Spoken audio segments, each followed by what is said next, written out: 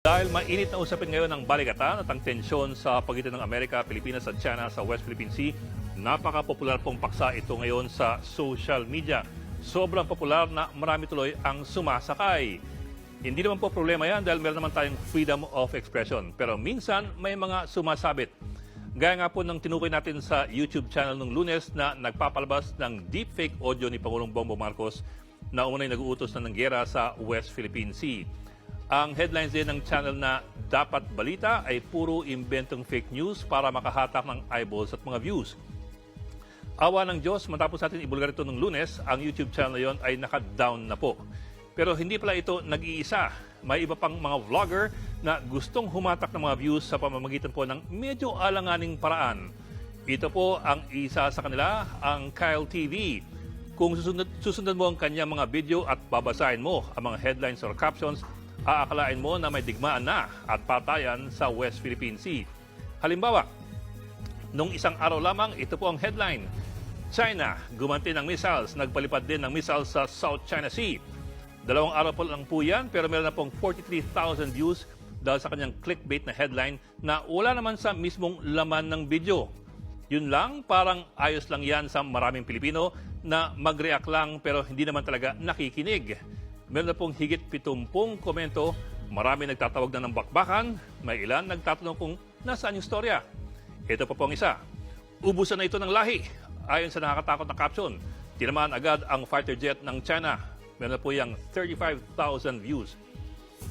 At ito pa ang isa, barko ng China, pasasabugin ng American Navy at Philippine Navy. Ito pa ang isang kapansin-pansin. Ini-edit ang mga video na ito para magmukhang bahagi sila ng mga mainstream news programs. Halimbawa, sa storyang ito na pasasabugin daw ng US and Philippine Navy ang isang Chinese ship, ginamit po ang intro video namin dito sa Frontline Tonight.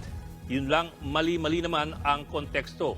Ang sinabi po namin, pasasabugin ng US at Philippine Navy ang isang retiradong Philippine Navy ship na binuo or made in China. Hindi po papasabugin ng isang barko ng China. Napakalaki at napakadelikadong kaibahan po yun. Minsan, pinagtatagpi-tagpi din ng content creator ang mga totoong interviews ng mainstream media na sinisingit sa gitna ng kanyang mga video para magmukhang lehitimo ito. Pero ano ang aktual na naman ng kanyang mga video? Ang mga video ay madalas mga publicly available video clips ng military training, mga exercises, or mga news clips. Ang script naman ay tungkol sa West Philippine Sea pero madalas din ay wala naman talagang masyadong laman.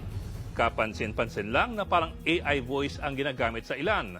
Ang Tagalog na voice-over minsan mali-mali o wala sa konteksto ang pagkakabigkas na madalas ay problema sa mga AI text-to-speech programs. Halimbawa, ang galit ay nagiging galit, ang nagpapalala, nagiging nagpapalala. Minsan, ang script ay parang teksto na translated lamang. Sa isang voice-over nga, binasa pati ang period o yung tuldok. Pero hindi rin po kasi biro ang engagement sa gantong uri ng paksa na napaka-popular ngayon. Ang isang video na in-upload ng content creator na ito, noong nakaraang buwan lamang, meron pong 720,000 views at 1,000 comments na. Ang caption, Pinas, gumanti na sa China. Itong channel na po na ito, created lamang noong June 2019, pero meron na pong 34 million views, 255,000 subscribers at 1,300 videos. Ang kanyang pinaka-popular na video, Awa ng Diyos, hindi po tungkol sa West Philippine Sea, kundi tungkol sa mga anghel na nakunan daw ng kamera.